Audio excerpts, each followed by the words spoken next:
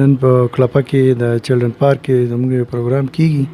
د مومند ډسټرکټ چې څومره هم آرټسټان دي هلته ټول جمع کیږي او ټول به خپل پرفارمنس کوي. اکثر د دې طرف نه موږ ته دا ګیله وه چې سپورټس پروګرامونه خو ډېر کیږي خو د آرټسټانو څه پروګرام پکار دی چې وشي. نو موږ د هغې لپاره نن ارینجمنټ کړی دی. هغوی به خپل پرفارمنس کوي، مقابلې به وي. نو زما ټولو د مومند ډسټرکټ خلکو ته دا خواست دی چې راشي، چلډرن پارک ته راشي، په دې کې شرکت وکړي او د دې آرټسټانو حوصله افزایي وکړي. دا ډېر ګریټ خلک دی، دوی سره کیني، د دوی پرفارمنس وګوري او د دوی حوصله افزایي وکړي. ډېره شکریه به ادا کوو، ډېره مننه.